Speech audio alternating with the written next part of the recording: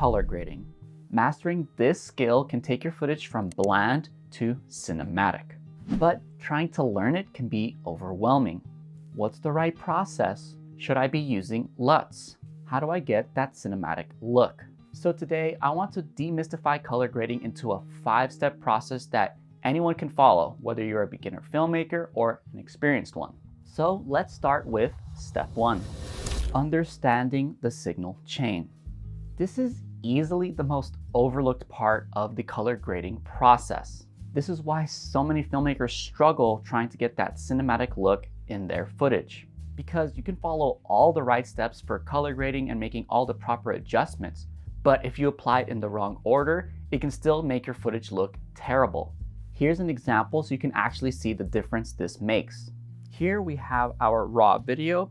I'm going to apply the Rec. 709 conversion LUT on this first adjustment layer because this is what will get applied first in our signal chain. So I'll do that now. And we'll see that the image is slightly overexposed. Now, if I wanted to bring down the exposure, most people will actually do it later down the chain. And to show that visually, I'm going to do it on this second layer here. And they would do something like this, where they take the exposure slider and slide it down or try to retain the highlights. But as you can see in this image, it doesn't look natural. And in fact, we're actually losing the details in the highlights and in the shadows. If we go into Lumetri scopes here, and I open up the waveform in Luma to show brightness, which is what Luma stands for, and we adjust the sliders again, you can see that it is simply just moving the curve down equally and not actually applying the logarithmic gamma curve that the camera actually has. And so I'm not retaining that detail. But watch what happens when I actually change the order of the signal chain. To do that, I'm going to grab the Rec. 709 layer and apply it after by moving it over our exposure change. Now, if we go into our exposure chains and do highlight adjustments and exposure adjustments, you'll see that it's actually applying the log curve naturally to our image. So the number one step that filmmakers get wrong is that they apply changes to their image after they've applied their Rec. 709 conversion on the footage.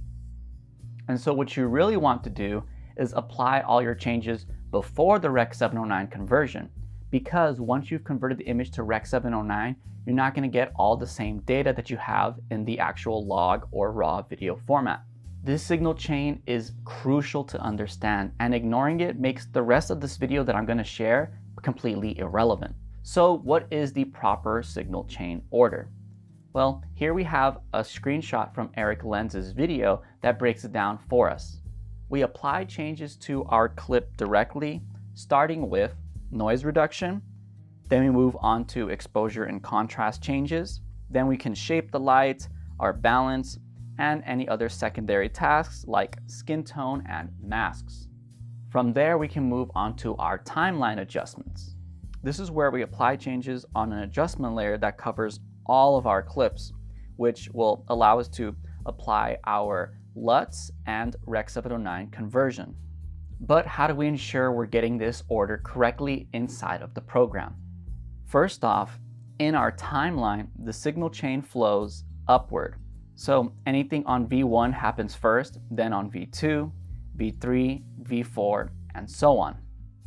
So we want to make sure our Rec. 709 conversion is the highest layer on top of our footage. It should be the last step that actually applies our color grade. But when we go to effect controls, the signal chain actually goes from top to bottom, meaning this Lumetri color applies first, and then this Lumetri color applies afterwards, and anything under it would happen after that. And so we want to make sure we're applying the right changes in the right order. With that out of the way, we can begin the color grading process. This took me so long to learn because trying to piece together YouTube tutorials on color grading is a nightmare. You're getting different advice from different people who have different techniques and different ways of actually achieving their look, and so it's hard to know good advice from bad ones. That's where the sponsor of this video, Skillshare, comes in. Skillshare offers classes for pretty much any skill you want to improve, whether that's knowing how to do your compositions, camera settings, editing, and even color grading.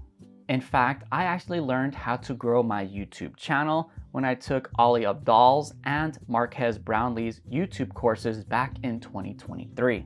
This helped me to gain access from their years of experience so I didn't have to make the same mistakes that they did.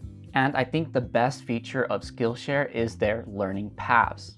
This is where they curate a selection of classes that you can take to take you from a complete beginner to expert in that skill. If you're convinced and want to give Skillshare a try, the first 500 people to use the link in my description will get a free 7-day trial with a 30-day money-back guarantee. And you'll get 20% off your very first year of Skillshare. Get started today. Now that we know the proper signal chain, we can cover the proper workflow. And although Rec 709 should be the last step in our signal chain, it is actually going to be the first thing we apply on our footage. And that's because we can't grade an image if we're staring at a log profile. So let's start by actually creating our Rec 709 conversion on the timeline. To do this, we're going to create an adjustment layer. So we can go to our project bin here. On the bottom, you have this new item selection, and we'll go to adjustment layer. Select yes, and we'll drag this over our footage and make sure it's covering everything. With it selected, we're going to head to our Lumetri color panel and apply our Rec 709 conversion LUT. And I have mine here. Now we have a Rec 709 image that we can start grading from. Now we can finally adjust the exposure and contrast of our images by directly applying those changes to our clip. So we select our clip. We're going to head over to Lumetri color and into basic correction. From here, we have a bunch of sliders. For exposure, you can use the exposure slider, highlights, shadows, whites, and blacks. For now, I'm just going to apply a negative exposure to darken this image just a hair. And with color grading, less is more. You don't need to adjust these sliders really far to the left or really far to the right. Keep that in mind. Now, technically, we can apply contrast using this slider, but it applies contrast universally across our whole image. And so to have greater control, we're actually going to open the curves tab. We go down to curves here, and we'll see this white line. This is our brightness curve for our image. From left to right is dark pixels and our bright pixels. And then up and down is our adjustment of increasing or decreasing the brightness of those pixels. First thing we're going to do here is apply a bunch of points across this curve. This way we can be more precise when making adjustments. And for example, when I grab this bottom point and bring it down, you'll see I'm darkening just the darkest parts of our image, while the rest of the image stays in the same brightness. And same goes if I adjust the high parts here. If I bring it up, it's only adjusting the bright parts, which is barely any in this image. And I can also bring those down. And so once again, here, less is more. So I'm going to apply a very subtle curve here to add some more contrast. I'm going to darken the darks here, get closer to the midtones, because we are in the shade, so I think it makes sense to have like a darkness here. And for the brightness peeking out from the top of the image, the brightest parts of the image, I'm just going to give a very subtle brightness, and maybe even bring down the midtones just a hair here.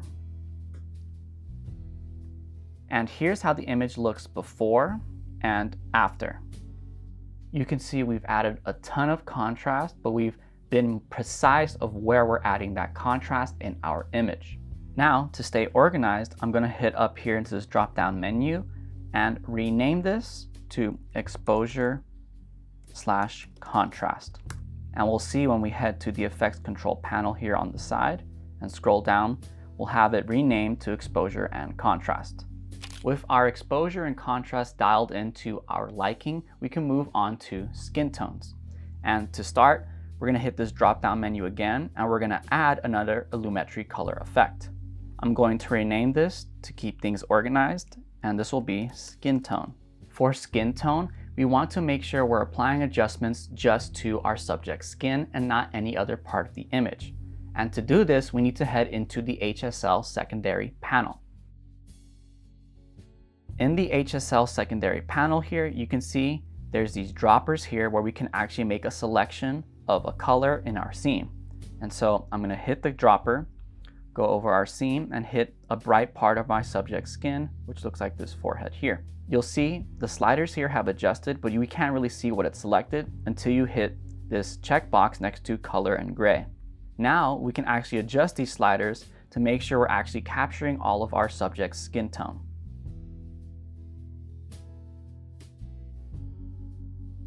Once we like the selection, it may not be perfect. I like to actually apply a slight blur because we don't want the adjustment to be very sudden and harsh in our image. It can look kind of jagged in that way. And so I'll do something between 10 and 20 on the blur. For this, I'm going to do 10.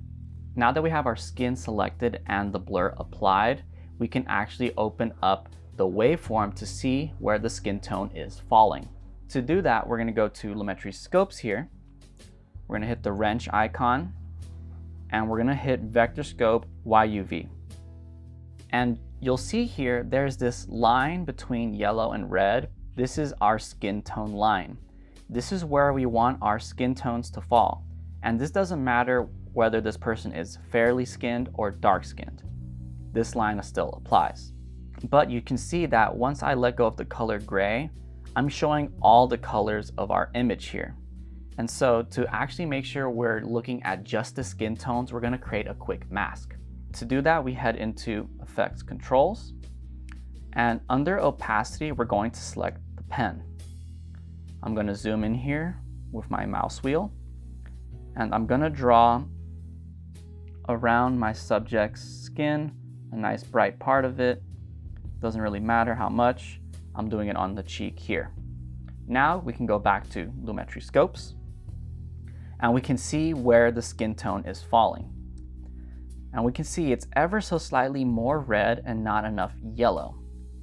So now, with that in mind, we can go to our Lumetri Color, make sure we're still selected on skin tone, we're still in HSL secondary, and we can make adjustments here. I was adjusting the colors to yellow, but then I realized I had grabbed a very red part of my subject's cheek because of her makeup. And so I moved the mask to a different part of her skin tone that was more neutral, and it actually needed to get a little more orange and red pumped into it, which is what I did here. And I'm gonna add a little orange to it just to make it a little warmer. Now we can go to Effects Controls, delete our mask, and we can see what we've done to the skin tone. Here's before, and here's after. We have made it to the last and simplest step. We're going to apply a vignette or mask on top of our footage. For this example, I want to add a vignette to draw the viewer's eye more to our subject here in this lush green scenery. Let's start once again by adding a Lumetri Color effect, and we're going to rename this one Vignette. Now, Vignette is the easiest because you can see in Lumetri Color, it's actually the last panel here, so we'll open up Vignette. And by adjusting the amount to the left, we're actually darkening, and we'll go to the right, we're brightening. So for this, I want to draw the viewer's eye in, so I'm gonna darken the edges by a little bit. I'll do -0.3. And you can get really precise with this, just so you can see where the vignette is being applied. I like to adjust the feather here to all the way to 0. And you'll see in our image, we have this big circle. And so the vignette is happening right outside of that circle.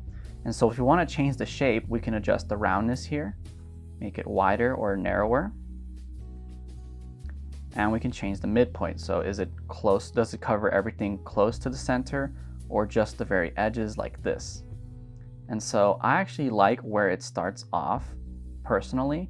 And so I'm gonna bring back the feather and I'm gonna leave my amount at -3. And we can see what the vignette looks like before and after.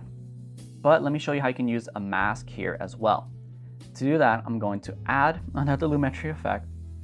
I'm going to rename this one Glow because I'm going to add a mask to create a glow above my subject.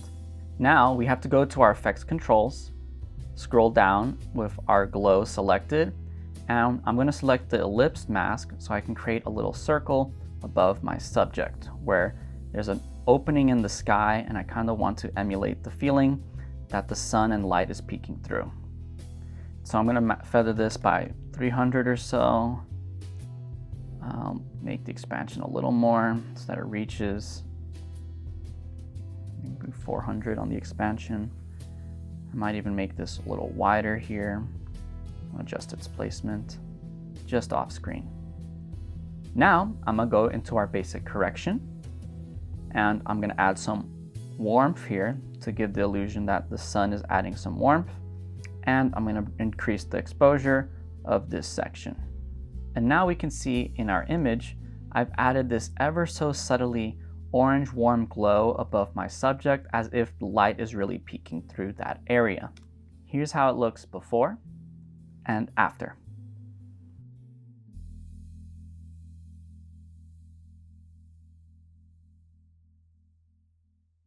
As you can see, color grading is fairly simple once you know the fundamentals of the signal chain. And so I hope this video gave you some insights. I know I went through some things really fast and I didn't explain every single slider, but I really wanted to show you how important the signal chain was and how simple it can be to color grade an image without moving too many sliders. If you want to see one of my cinematic color grades, you can check out my cinematic video here that I shot with the Canon R5 Mark II. If you have any questions, leave them down in the comment section below and I'll do my best to help you, and I might make it into a future tutorial video later. Thank you so much for watching all the way until the end. I appreciate every single one of you who do, and I'll see you in the next video. Peace.